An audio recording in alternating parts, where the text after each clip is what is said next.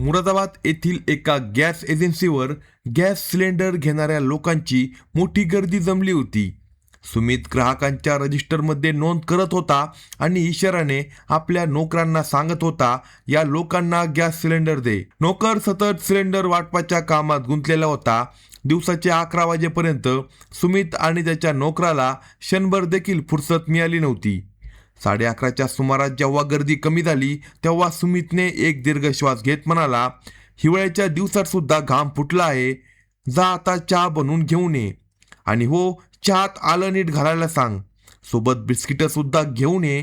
ठीक आहे भैया, असे म्हणत नोकर सुमितकडून 50 रुपयांची नोट घेतली आणि तो एजन्सीच्या बाहेर गेला.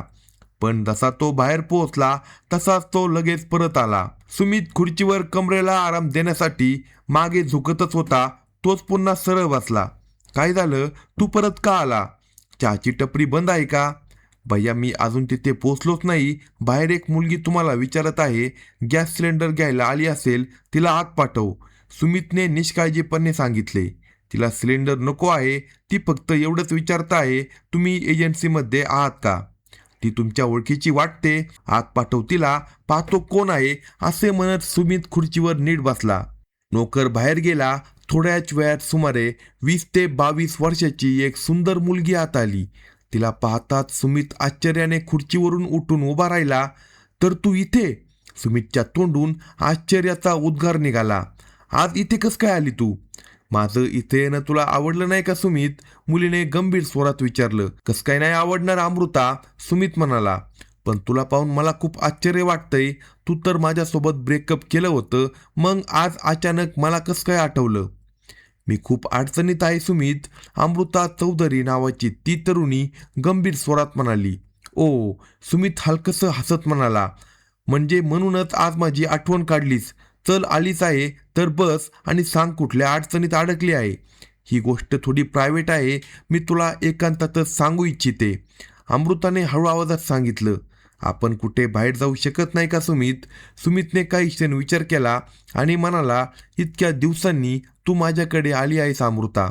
मी तुझी अडचण नक्की ऐकून घेईन आणि ती सोडवायचा प्रयत्न देखील करीन. आधी बस, माझ्यासोबत चहा नाश्ता कर, मग आपण बाहेर जाऊ. ठीक आहे, अमृता म्हणाली आणि ती खुर्चीवर बसली. थोड्याच वेळात नोकर चहा आणि बिस्किटे घेऊन आला. तो चहा जरा जास्तच घेऊन आला होता. त्याने 3 कपामध्ये चहा ओतला आणि सुमित व अमृताला दिला. बिस्किटे सुद्धा त्याने प्लेटमध्ये काढून ठेवली. घे अमृता, चहा पी. सुमितने कप उचलून अमृताकडे दिला. अमृताने कप घेतला आणि ती चहा प्यायला लागली. नोकर थोड्या अंतरावर लांब जाऊन बसला होता. चहा पिऊन झाल्यावर सुमित उठत म्हणाला, काका, मी बाहेर जात आहे. कोणताही ग्राहक आला तर सांभाळा. ठीक आहे भैया, असे म्हणत नोकराने मान हलवून उत्तर दिले.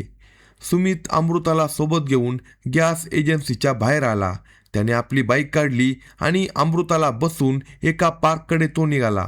इथे फारशी गर्दी नव्हती. काही प्रेमी जोडपी झाडांच्या सावलीत किंवा बाकड्यांवर बसलेली दिसत होती. सुमित एका झाडाखाली जाऊन बसला. आजूबाजूला दूरपर्यंत शांतता पसरली होती. सांग अमृता, तुला नेमकी कोणती अडचण आहे? सुमितने अमृताचा गंभीर चेहरा पाहत विचारले. सुमित, मी तुझ्यापासून काही लपवणार नाही. अमृताचा आवाज गंभीर होता. कॉलेजच्या शिक्षणामुळे मी तुझ्यापासून खूप दूर गेले होते. पण तुझ्यापासून वेगळी झाल्यानंतर मी दुसऱ्याच एका मुलाच्या प्रेमाच्या जाळ्यात अडकले. ज्या मुलावर मी प्रेम करू लागले, त्याच्या प्रेमात मी इतकी वेडी झाले की मी त्याच्यासोबत लिव्ह इन रिलेशनशिपमध्ये राहू लागले. काही क्षण गप्प राहिल्यानंतर अमृताने एक दीर्घ श्वास घेतला आणि ती म्हणाली, सुमित, मी तुझ्यापासून काही लपवणार नाही.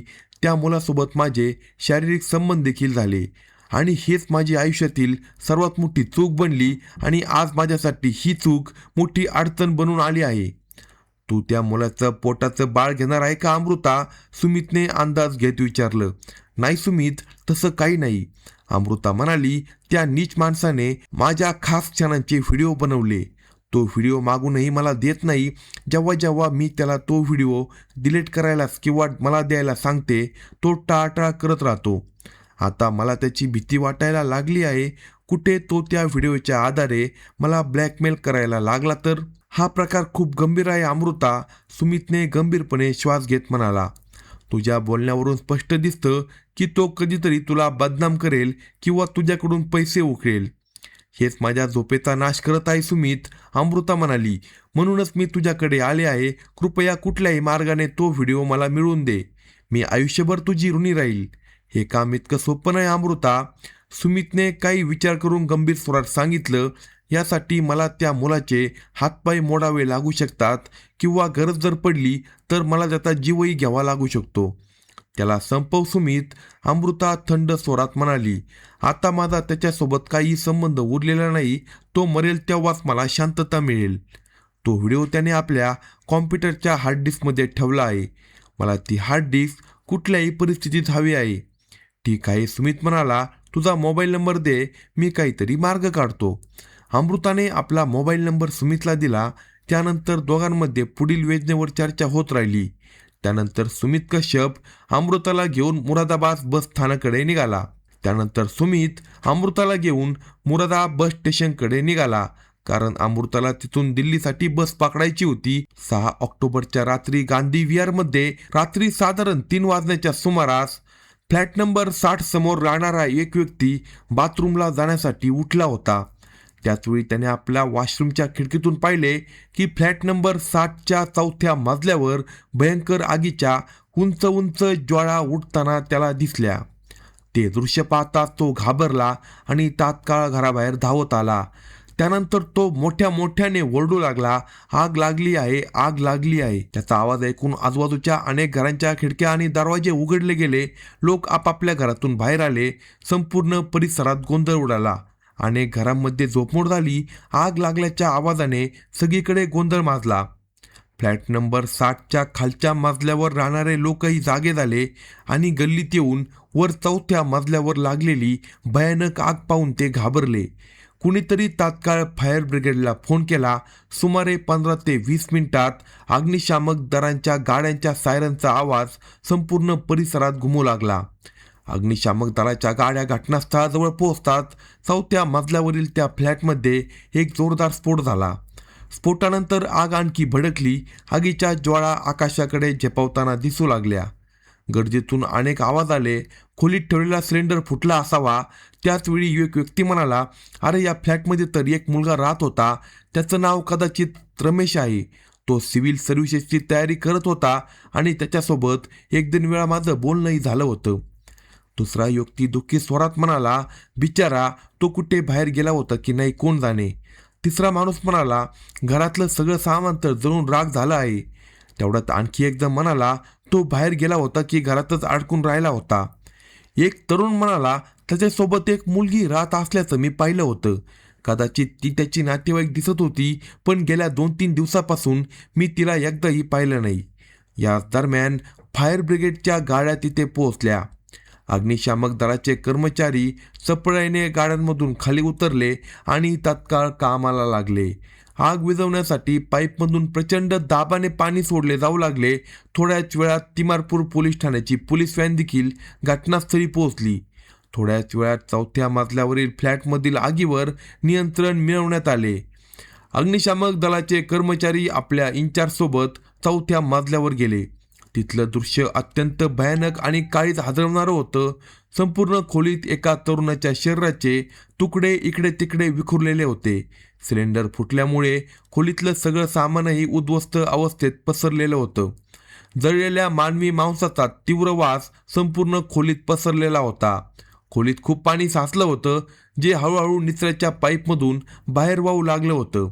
तिथे कोणतीही वस्तू सुरक्षित अवस्थेत नव्हती. पहिल्याच नजरेत हे स्पष्ट दिसत होतं की आग अतिशय वेगाने पसरली होती. यानंतर सिलेंडर फुटल्यामुळे खोलीत अडकलेला तरुण बहुधा गाढ झोपलेला असावा आणि तो बाहेर निघू शकत नसावा. त्याच्या शरीराचे अक्षरशः तुकडे झाले होते. हे दृश्य अत्यंत भीषण होतं. अग्निशामक दलाचे कर्मचारी आपल्या इंचार्जसोबत काही वेळ तिथे थांबून खाली उतरले. खाली उपस्थित असलेल्या तिमारपूर पोलीस ठाण्याचे पोलीस अधिकारी, अग्निशामक दलाच्या विभागाच्या इंचार्जने त्या पोलीस अधिकाऱ्यांना संपूर्ण माहिती दिली. हा एक अपघातच वाटतो सर. आग रात्री कधी लागली हे कळलं नाही. त्या तरुणाला कदाचित धुरामुळे काही समजलं नसेल, तो बेशुद्ध झाला असावा. यानंतर सिलेंडर फुटल्यामुळे त्याच्या शरीराचे तुकडे उडाले असावेत. या खोलीत राहणारा तरुण नक्की कोण आहे ते शोधा. हो, आता पुढची जबाबदारी आमची आहे, पोलीस अधिकारी प्रवीण कुमार म्हणाले आणि आपल्यासोबत SI मोहित उज्ज्वल आणि दीपक शर्मा यांना घेऊन ते 4थ्या मजल्यावर पोहोचले. तिथलं दृश्य पाहून त्यांच्या अंगावर देखील काटा आला. जळलेल्या मांसाच्या दुर्गंधीमुळे उलटीसारखं त्यांना वाटू लागलं. तरी त्यांनी तोंडाला रुमाल बांधून संपूर्ण खोलीची बारकाईने तपासणी सुरू केली. तो तरुण आगीत जळून मरण पावला होता की आगीच्या आधी धुरामुळे गुदमरून मरून पावला होता ते सांगणारा तिथे कुणीही नव्हतं. मात्र इतके स्पष्ट होतं की मृत्यूनंतर खोलीत ठेवलेला सिलेंडर फुटल्यामुळे त्याच्या शरीराचे तुकडे इकडे तिकडे विखुरले गेले होते. खोलीत एक मोडका संगणक, पुस्तके, वह्या आणि खाण्यापिण्याचे साहित्य सगळीकडे पसरलेलं होतं. त्याच्यासोबत जोडलेली किचनही बऱ्याच प्रमाणात नुकसानग्रस्त झाली होती. हा अभ्यास करणारा विद्यार्थी वाटतो, SAO प्रवीण कुमार म्हणाले. त्या संदर्भात घरमालकाकडून माहिती घ्यावी लागेल आणि त्याच्या नातेवाईकांना कळवावे लागेल. दीपक शर्मा, ही जबाबदारी तुम्ही सांभाळा. मी फॉरेन्सिक टीमला बोलावून इथली कार्यवाही पूर्ण करून घेतो. उज्ज्वल, तू फॉरेन्सिक टीमला फोन कर. ठीक आहे सर, SI मोहित उज्ज्वल म्हणाला आणि खिशातून मोबाईल काढून फॉरेन्सिक स्क्वॉडला फोन लावू लागला. इन्स्पेक्टर प्रवीण कुमार तिथून बाल्कनीत आले आणि त्यांनी या घटनेची माहिती नॉर्थ जिल्ह्याचे DCP राजा बांटिया आणि ASP शशिकांत गौड यांना दिली. दोन्ही वरिष्ठ अधिकाऱ्यांनी मृतदेहाची ओळख पटवणे, नातेवाईकांना कळवणे आणि मृतदेह पोस्टमॉर्टमसाठी हिंदूराव रुग्णालयात पाठवण्याचे आदेश दिले. सुमारे अर्ध्या तासात फॉरेन्सिक टीम घटनास्थळी पोहोचली आणि आपल्या कामाला लागली. घटनास्थळावरून आवश्यक पुरावे गोळा केल्यानंतर खोलीत विखुरलेल्या मृतदेहाचे सर्व अवयव गोळा करून पोस्टमॉर्टमसाठी हिंदूराव रुग्णालयाच्या शवागारात पाठवण्यात आले. सकाळपर्यंत ही माहिती मिळाली की या खोलीत राहणाऱ्या तरुणाचे नाव रमेश मीना होते. तो येथे भाड्याने खोली घेऊन UPSCची तयारी करत होता. घरमालक आणि आसपासच्या लोकांशी चौकशी केल्यावर असे समोर आले की रमेश मीनासोबत गेल्या काही महिन्यांपासून अमृता नावाची एक मुलगी देखील राहत होती. दोघांमधील नाते काय होते हे कुणीही नीट सांगू शकले नाही. मात्र एवढे नक्की होते की तिने फॉरेन्सिक सायन्समध्ये BSc पूर्ण केली होती आणि सध्या फॉरेन्सिक सायन्समध्ये कॉम्प्युटर कोर्ससाठी तिने प्रवेश घेतला होता. गेल्या 2-3 दिवसांपासून ती खोलीत दिसली नव्हती. बहुधा ती आपल्या घरी गेली असावी.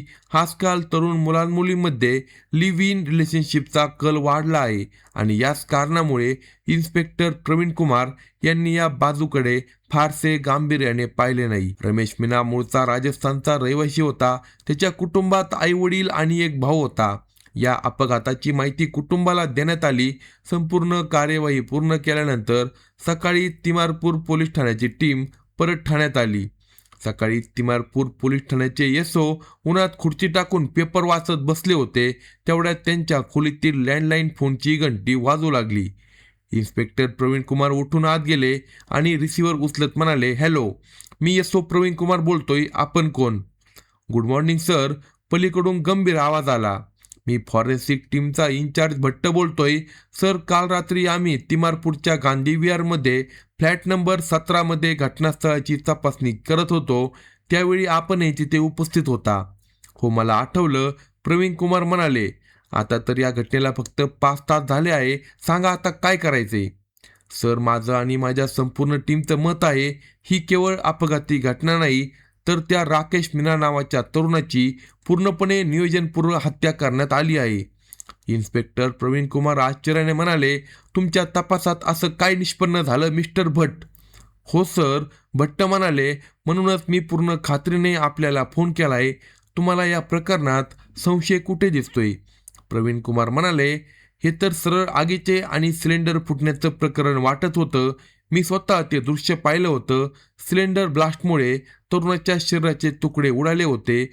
हे मीही मान्य करतो सर, भट्ट म्हणाले, पण मला हा प्रकार हत्या असल्यासारखा वाटतोय. कारण जो सिलेंडर रसोईघरात गॅस चुलीला जोडलेला असायला हवा होता, तो किचनला लागून असलेल्या खोलीत आढळला. आपणच सांगा सर, सिलेंडरचा खोलीत काय उपयोग होतो? इन्स्पेक्टर प्रवीण कुमार उतवळ्या स्वरात म्हणाले, मान्य आहे भट्ट साहेब, तुम्ही ही बाब फार बारकाईने पकडली आहे. ही गोष्ट आमच्यापैकी कोणाच्याही लक्षात आली नव्हती. तुम्ही बरोबर म्हणताय. खोलीत सिलेंडर कशासाठी आणलं गेलं असावं? जर चहा किंवा काही बनवण्यासाठी सिलेंडर किचनमधून खोलीत आणला असता तर गॅस चूल सोबतही असायला हवी होती. पण चूल तर किचनमध्येच आढळली. याच ठिकाणी मला या प्रकरणात संशयाची चाहूल लागली आहे. मी ही बाब माझ्या टीमसोबत शेअर केली आणि आम्ही सर्वजण या निष्कर्षावर पोहोचलो आहे की विचारपूर्वक रचलेली हत्या आहे.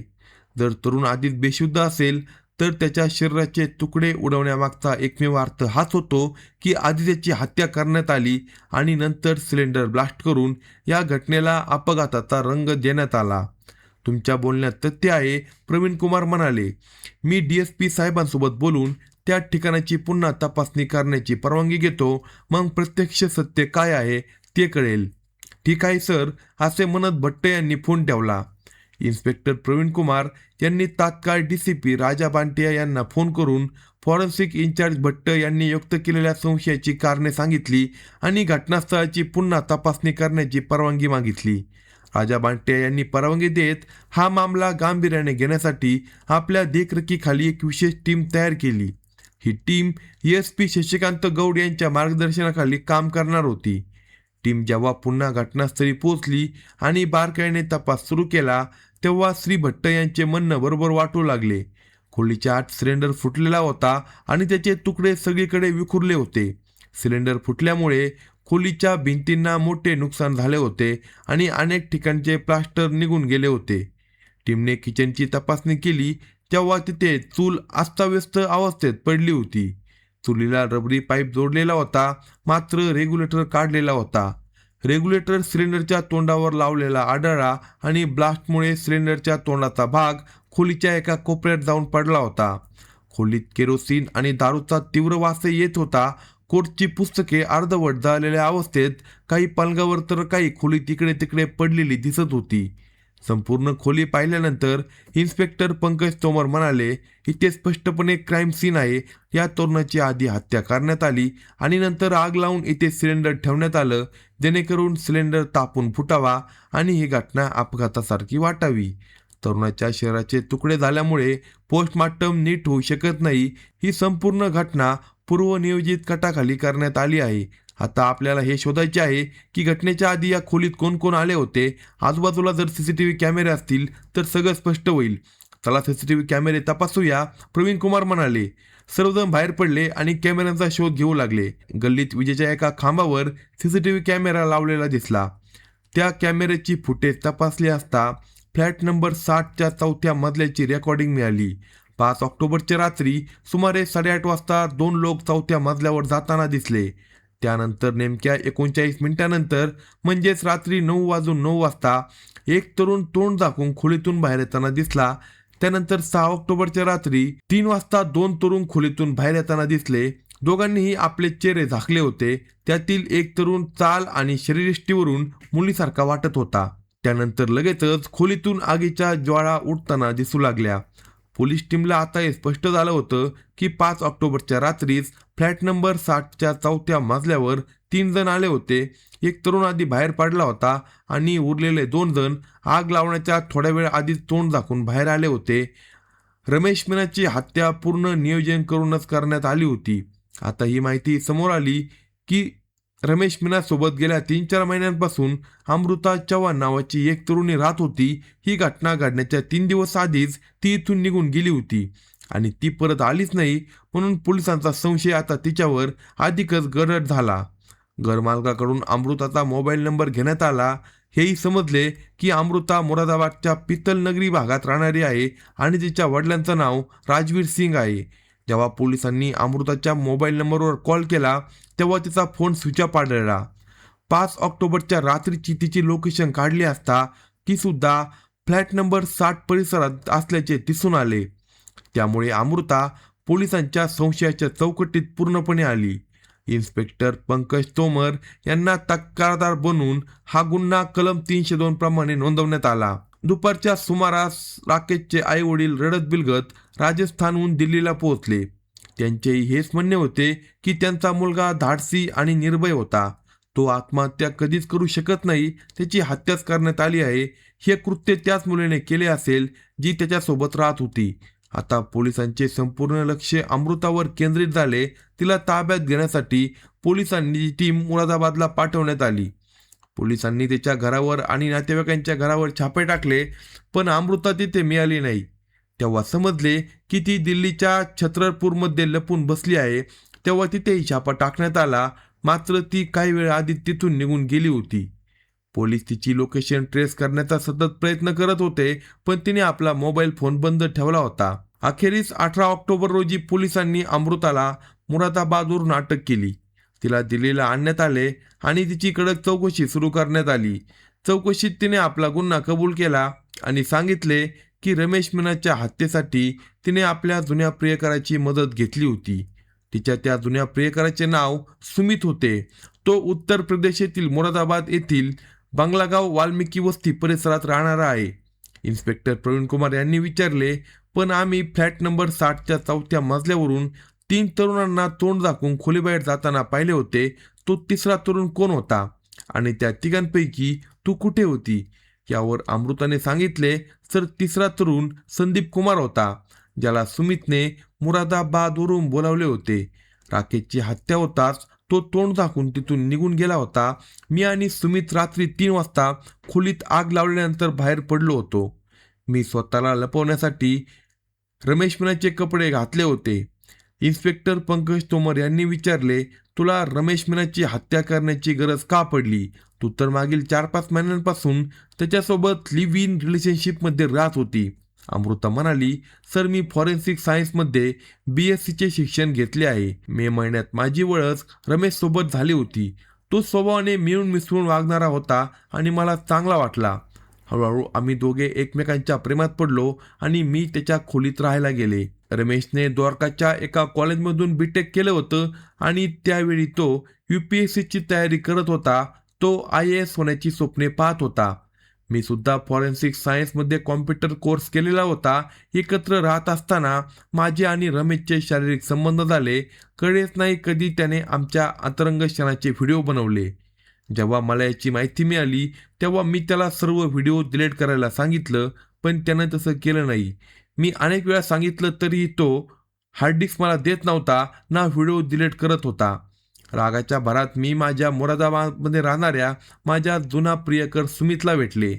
तो तिथे गॅस एजन्सी चालवतो. त्याने मला खात्री दिली की तो कुठल्याही मार्गाने रामकिशनकडून हार्ड डिस्क मिळवून घेईल. मला माझे व्हिडिओ कुठल्याही परिस्थितीत हवे होते. त्यासाठी रमेशचा जीव गेला तरी काही हरकत नाही. मी फॉरेन्सिक सायन्सची विद्यार्थिनी आहे आणि मला माहिती होते की हत्येला अपघाताचा बनाव कसा केला जातो. मी स्वतःला सेफ ठेवण्यासाठी अनेक क्राईम वेब सिरीज पाहिल्या आणि पूर्ण योजना आखून आणि 5 ऑक्टोबरला सुमित बरोबर रमेशच्या खोलीत गेले. त्यावेळी संदीपही आमच्या सोबत होता. सुमित आणि संदीप या दोघांनी मिळून रमेशला धमकावले आणि मारहाण केली, पण तो हार्ड डिस्क देण्यासाठी तयार झाला नाही. तेव्हा सुमितने त्याचा गळा आवळला. हे पाहता संदीप तिथून पळून गेला. यानंतर मी आणि सुमितने रामकिशनचा मृतदेह पलंगावर झोपवला आणि त्याच्यावर तेल, केरोसिन, तूप, दारू आणि रामकिशनच्या कोडची पुस्तके टाकली.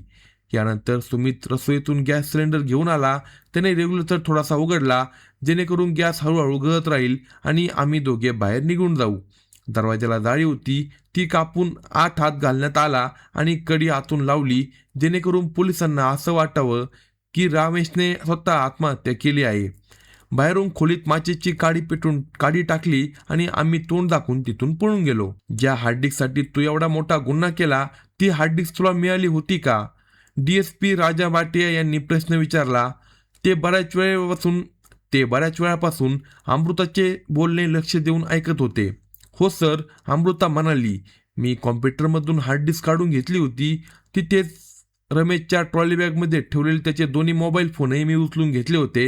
मला वाटले होते की पोलीस याला फक्त एक अपघातच समजतील, पण मी अडकले, असे म्हणत अमृताने खूप निराश स्वरात सांगितले. यानंतर प्रवीण कुमार यांनी म्हणाले, अमृता, तुझी फॉरेन्सिक सायन्सचे शिक्षणसुद्धा अजून पूर्ण झाले नव्हते. तू स्वतःचं करिअर उद्ध्वस्त केलं, पण त्याचबरोबर सुमित आणि संदीप, जे मेहनतीने तयारी करत होते आणि पदवीधर झाले होते, त्यांच्या आयुष्यावर देखील तू काळा डाग लावला. अमृताने दिलेल्या पत्त्यावर पोलिसांनी छापा टाकून 21 ऑक्टोबर रोजी मुरादाबादवरून 27 वर्षीय सुमितला अटक केली. त्यानंतर 23 ऑक्टोबर रोजी 23 वर्षीय संदीपला देखील अटक केली. अमृताकडून रमेश मीनाचे शर्ट आणि दोन्ही मोबाईल फोन जप्त करण्यात आले. तिघांनाही पोलीस कोठडी झाली. अशाच नवनवीन क्राईम स्टोरी ऐकण्यासाठी कलम 302 या मराठी चॅनेलला सबस्क्राईब करा आणि आपल्या प्रतिक्रिया कमेंट बॉक्समध्ये कळवा.